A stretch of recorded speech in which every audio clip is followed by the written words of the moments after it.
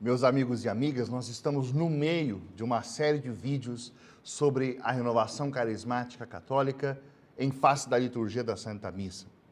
A gente está usando como texto base para essa nossa reflexão o meu livro, eu vou mostrar aqui, o meu livro sobre a renovação carismática católica e a liturgia da Santa Missa, uma corrente de graças para um culto renovado. Agora a gente está entrando na parte mais quente do livro, digamos assim. Toda e qualquer realidade eclesial que se proponha a renovar a espiritualidade do católico precisa pensar-se em face da tradição litúrgica da Igreja.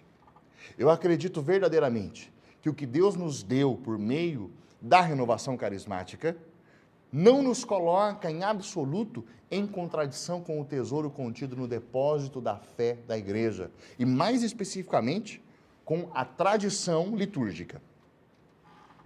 A minha proposta, então, a partir de agora, é mostrar para você que a harmônica coexistência da experiência carismática e da liturgia é possível, é o desejo de Deus para nós.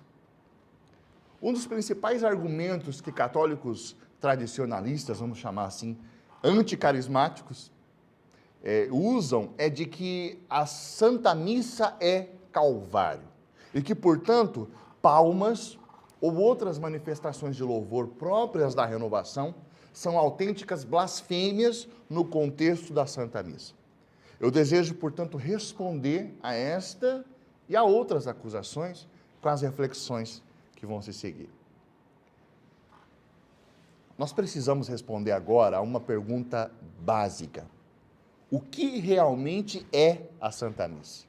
De fato, amigos, a gente está diante de um mistério tão grandioso que precisamos tomar todo o cuidado em não cair em nenhum tipo de reducionismo. A primeira noção sobre a Santa Missa que eu desejo pontuar com vocês é a de celebração da nova e eterna aliança. Um dos padres da Igreja, Santo Irineu, reconheceu a necessidade de que se estude a história da salvação tendo por base as alianças. Ele escreveu, e eu vou ler para você, acompanha comigo no slide, por favor. Que isto seja entendido. A história da salvação consiste em mostrar por que houve um certo número de alianças com a humanidade e ensinar, por sua vez, quais são as características destas alianças, o livro Contra as Heresias. O Dr. Scott Hahn, autor do livro O Banquete do Cordeiro, Todos os Caminhos Levam a Roma, dentre vários outros que eu tenho a alegria de chamar de amigo, ele afirma que a palavra-chave para entender a Sagrada Escritura é aliança.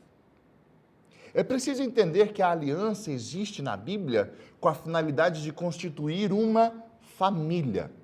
Scott Hahn costuma dizer que quando a gente estuda as Sagradas Escrituras, a gente precisa entender que a palavra aliança, ela está imbuída da antiga ideia de constituir família.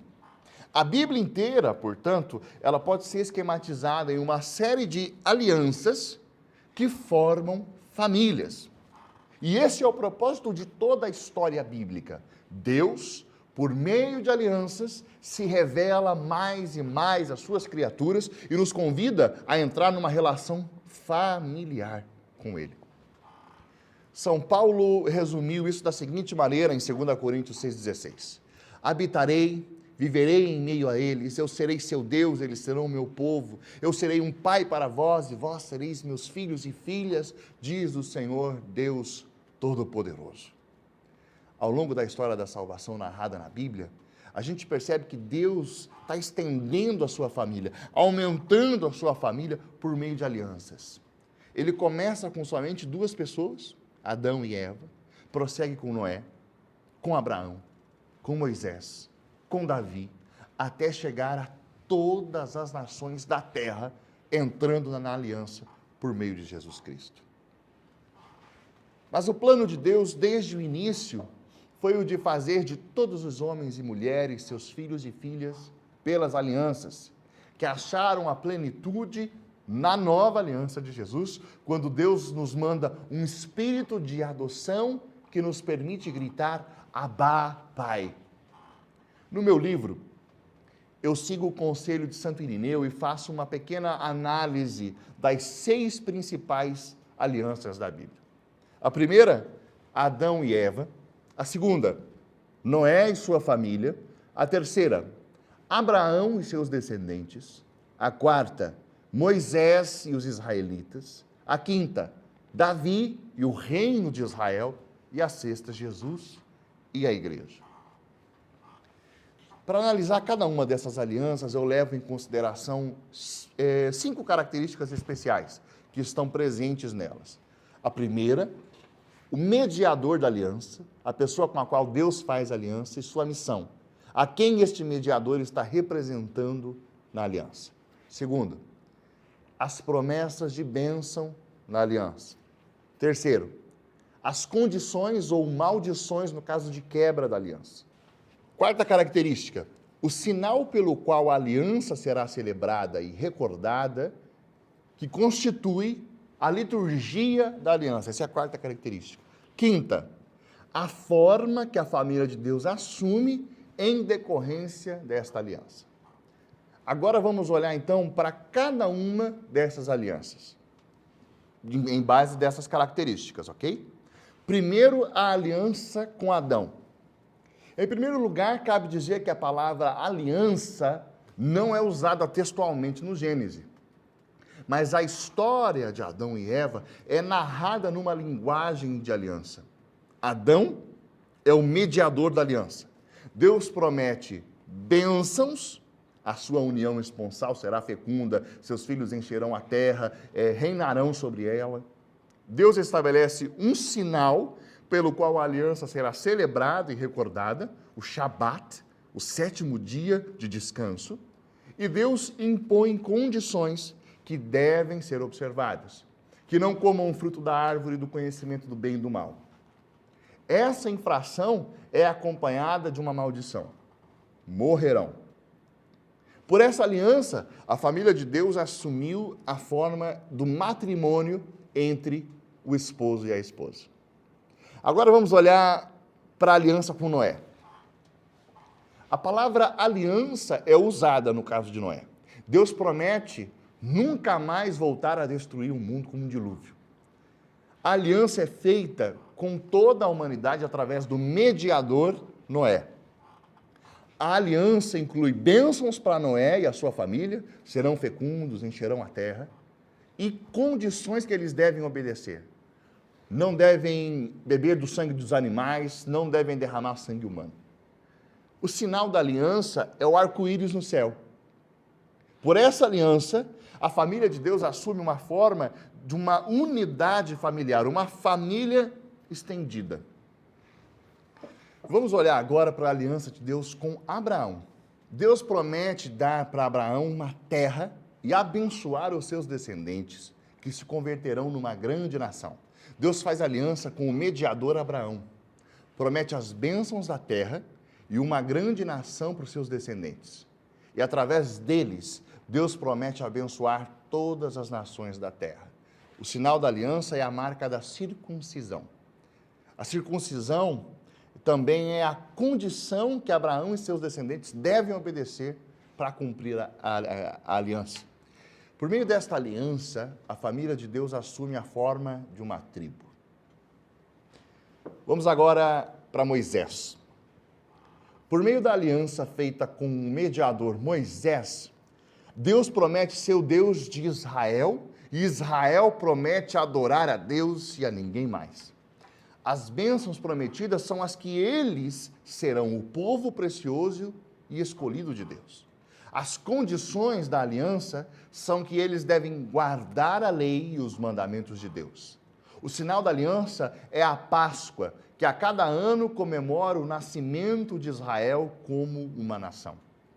Por essa aliança, a família de Deus assume a forma de uma nação santa e reino de sacerdotes.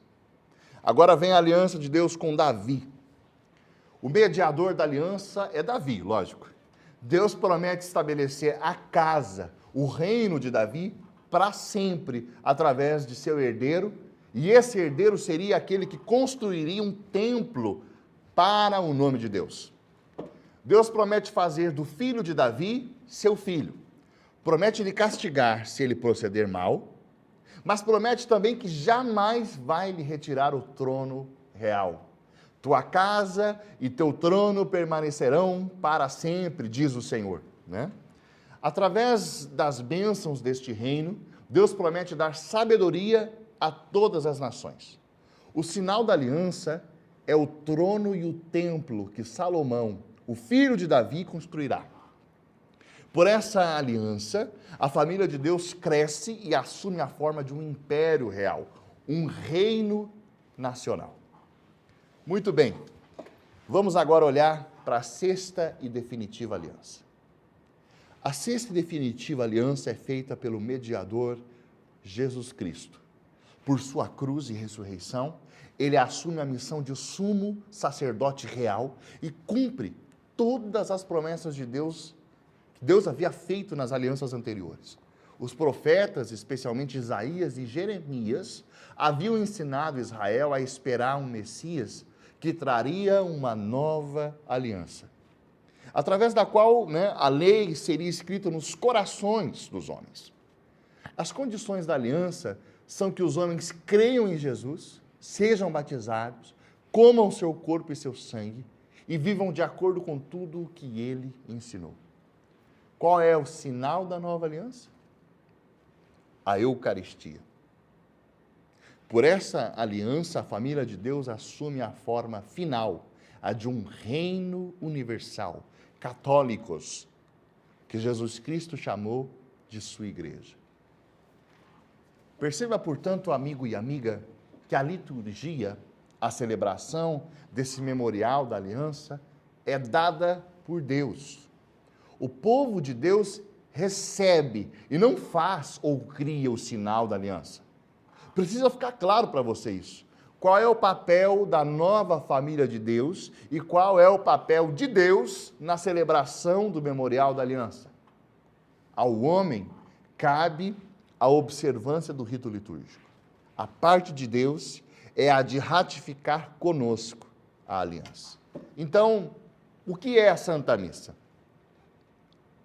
A Santa Missa é, por excelência, o memorial dessa nova e eterna aliança, pela qual, ao comermos a carne e bebermos o sangue do Cordeiro, a gente ratifica a nossa aliança com Deus. As antigas alianças ficaram consumadas na cruz. A nova é celebrada e perpetuada agora, pelos séculos dos séculos, na Santa Missa, que é celebrada pela família de Deus, a Igreja Católica. Resumindo, podemos dizer o seguinte: a gente percebe que a herança de Israel não é descartada. A nova aliança possui as mesmas características básicas das alianças anteriores e deve ser celebrada como ratificação até o fim dos tempos. Outra característica, para resumir: a herança litúrgica de Israel é a fonte primária da nossa liturgia, na nova e eterna aliança. Nossa liturgia bebe do antigo Israel. Fica claro aqui que se trata de um memorial familiar, porque no cerne do conceito de dispensação ou aliança está o projeto primário de Deus, tornar todos nós membros da sua família. Israel possuía um calendário litúrgico, ministérios levíticos, templo, serviços litúrgicos, vestimentas, símbolos, ritos. A nova aliança possui as mesmas características que são elevadas à perfeição pelo mediador, Jesus Cristo. Muito bem, que maravilha, né? Na nossa próxima reflexão, nós vamos olhar para a missa enquanto memorial da nova aliança e enquanto novo sábado do novo Israel de Deus, que é a igreja. Até lá.